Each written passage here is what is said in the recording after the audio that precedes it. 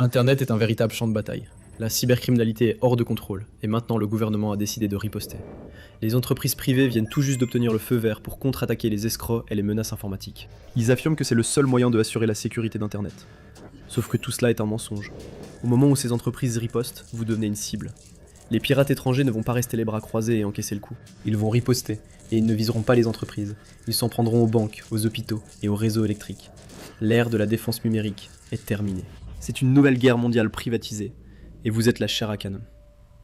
Le 12 août 2026, le président Donald Trump a changé les règles de la cyberguerre d'un simple coup de stylo. Un nouveau programme fédéral donnerait aux entreprises privées américaines l'autorité légale de lancer leurs propres opérations offensives dans le cyberespace. Au lieu de simplement défendre leur réseau, les entreprises pourraient riposter contre les organisations cybercriminelles étrangères. Sous contrôle fédéral, les entreprises seraient autorisées à mener à la fois des opérations de cybersurveillance et des opérations d'effets cybernétiques.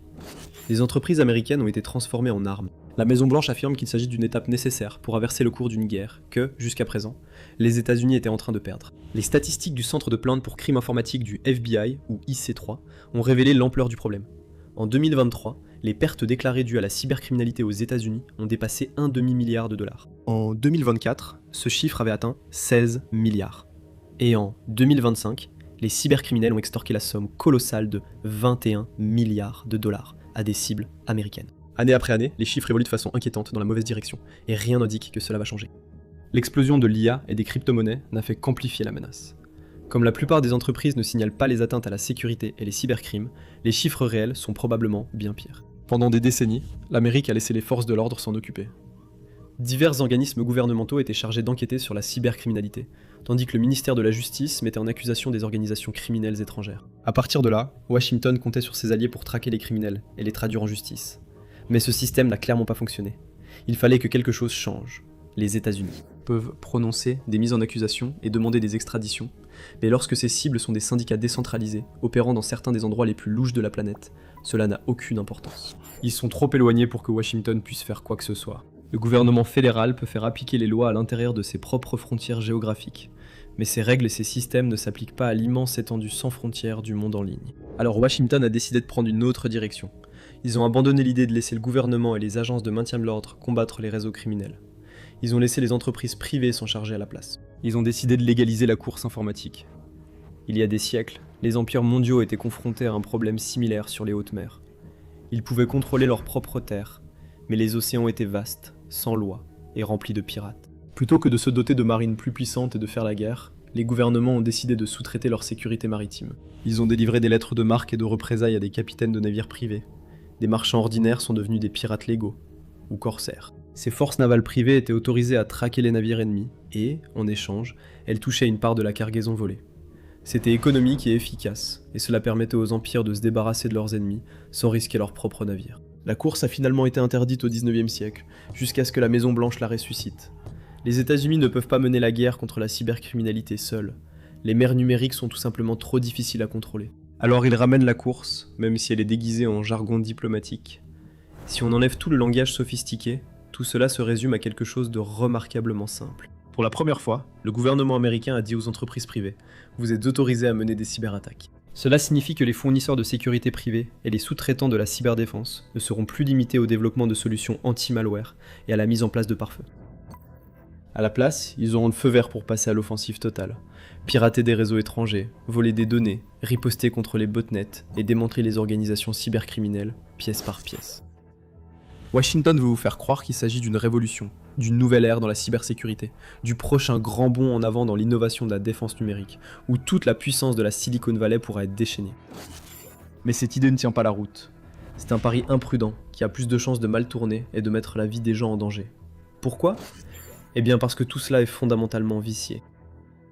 Washington agit comme si les entreprises privées allaient respecter les mêmes normes que les forces de l'ordre et les agences fédérales. Elles ne le feront pas. Les agences suivent un ensemble de règles et de pratiques très strictes, établies au fil des générations, en prenant en compte de nombreux facteurs. Les entreprises privées, en revanche, n'ont qu'une seule priorité, qui passe avant tout le reste, le profit. Le gouvernement américain a tout intérêt à traquer les cybercriminels étrangers pour assurer la sécurité de sa population et protéger ses entreprises. Voici une question. Si deux personnes investissent la même somme, pourquoi l'une réussit-elle souvent mieux ? Ce n'est pas une question de chance. Tout commence par deux mythes, auxquels des millions d'investisseurs croient encore. Démystifions-les avec le sponsor d'aujourd'hui, Mintos. Mythe numéro 1. Les actions sont le seul moyen de faire croître régulièrement votre épargne. Eh bien, les actions sont volatiles. Le S&P 500 américain connaît de fortes baisses chaque année. Et en 2025, il a chuté de près de 19% avant de se redresser. Cela peut être stressant et amener de nombreux investisseurs à faire des erreurs coûteuses, sous le coup de l'émotion. Mythe numéro 2. Les actifs à revenus fixes sont compliqués et ne sont pas destinés aux investisseurs ordinaires. En réalité, investir dans le revenu fixe est plus simple que vous ne le pensez. Le marché européen de l'investissement alternatif pour les particuliers a presque doublé en seulement 5 ans. C'est là que Mintos entre en jeu. Mintos est une plateforme facile à utiliser qui vous permet d'investir dans des prêts, des obligations et de l'immobilier en seulement quelques clics. L'objectif est simple.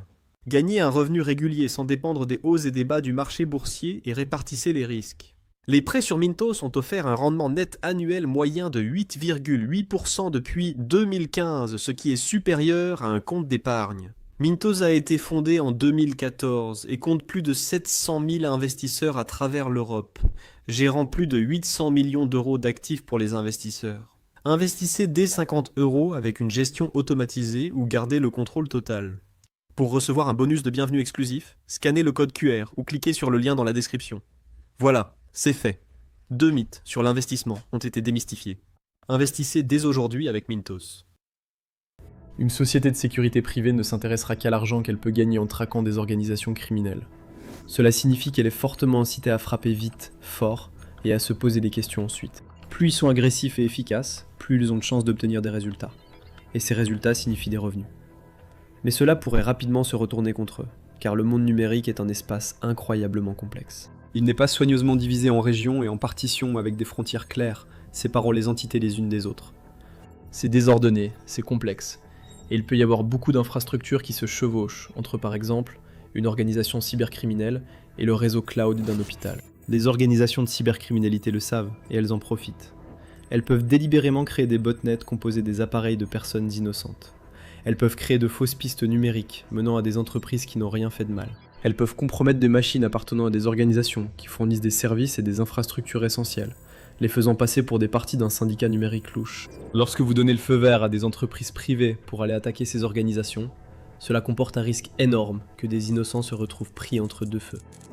Il suffit de la moindre erreur de calcul, la plus petite erreur ou omission, et soudain vous avez des bases de données privées de santé qui sont piratées, des réseaux de traitement de l'eau qui se retrouvent hors service, et des plateformes bancaires qui sont compromises. C'est pour cette raison que tant d'experts en cybersécurité se sont opposés à ce concept de riposte informatique depuis si longtemps.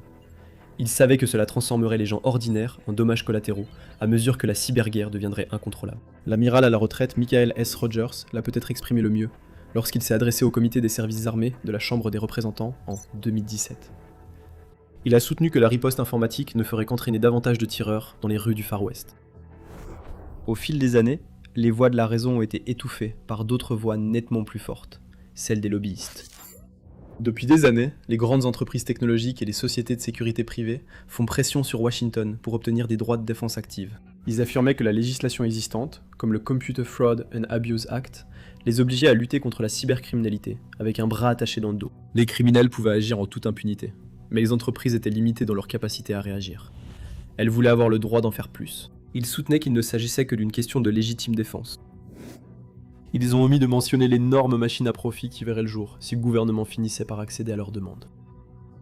Si le nouveau mémorandum avance, des entreprises privées de cybersécurité pourraient facturer des frais énormes aux plus grandes entreprises du monde pour mener des opérations de contre-attaque informatique en leur nom. Disons par exemple qu'une grande institution financière subit une attaque au rançongiciel. Dans le passé, elle aurait dû déposer des rapports auprès de la FTC et de l'IC3, et simplement croiser les doigts. En même temps, ils comptaient sur leurs propres équipes de sécurité interne pour récupérer les fichiers perdus et remettre leur système en ligne. Pendant ce temps, le groupe de pirates au rançongiciel continue ses opérations, en ciblant la même entreprise seulement quelques semaines plus tard. Avec cette nouvelle législation, l'entreprise pourrait plutôt engager une équipe de cyberguerre pour riposter contre ceux qui leur ont causé du tort. Et la bataille commencerait. Chaque camp pourrait causer de graves dommages à des organisations innocentes et à des services civils, que ce soit intentionnellement ou par inadvertance. Mais le sous-traitant s'en fiche, il sera quand même payé. Peut-être que le plus effrayant dans tout ça, c'est qu'ils ne seront même pas punis si quelqu'un d'autre est blessé à cause de leurs erreurs. C'est clairement indiqué dans la mémorandum. Habituellement, si une entreprise privée causait accidentellement des dommages à un tiers par ses propres actions, elle serait tenue responsable. Peu importe où cela se produit. Le droit international est assez uniforme en ce qui concerne ce genre de situation. Pendant des années, cette même logique s'est appliquée dans le secteur de la cyberguerre. Si une entreprise de cybersécurité attaquait une base de données criminelle et mettait accidentellement hors ligne le système d'une entreprise innocente, elle serait sanctionnée. Les poursuites civiles qui en résulteraient pourraient même suffire à la mettre complètement en faillite. Cependant, la note introduit une nouvelle dynamique, l'immunité juridique.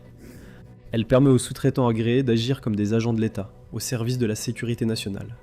Et cette classification leur confère un certain niveau de protection. Si l'un de ces chasseurs de primes numériques commet une erreur, leurs victimes ne pourront pas se retourner contre eux et engager des poursuites judiciaires. Après tout, ils agissaient avec l'autorité et l'approbation du gouvernement fédéral. La note contient même une explication détaillée de ce qui doit se passer si, ou plus probablement quand, quelque chose tourne mal. Si une entreprise approuvée cible accidentellement un réseau américain innocent, ou une entreprise américaine innocente, les instructions sont claires. Elle doit cesser ses opérations, essayer de minimiser les dégâts, et en informer le Centre national de coordination. Il n'est nullement question qu'il soit puni ou sanctionné. Le mot responsabilité n'apparaît même pas une seule fois dans le document. Si une entreprise privée de défense divulgue vos informations personnelles en attaquant un groupe étranger de cybercriminels, vous n'avez aucun recours. Vous n'êtes qu'une victime collatérale sur le champ de bataille numérique. Un champ de bataille où les deux camps ont toutes les raisons d'être aussi agressifs et impitoyables que possible. D'un côté, il y a les corsaires, qui ne sont payés que lorsqu'ils obtiennent des résultats. Naturellement, ils utiliseront au maximum leurs outils pour atteindre cet objectif. Cela signifie l'utilisation de scripts automatisés, de contre-mesures agressives et de charges utiles d'exploitation brutale, conçues pour dévaster les opérations des escrocs de l'intérieur. De l'autre côté, il y a les réseaux criminels eux-mêmes. Ils amassent d'énormes sommes d'argent depuis des décennies, grâce aux escroqueries et à la vente de données sur le dark web. Ils ne vont pas abandonner simplement parce que le gouvernement américain a décidé de jouer les durs. Ils vont s'adapter. Ils vont tendre des pièges et provoquer autant de chaos que possible.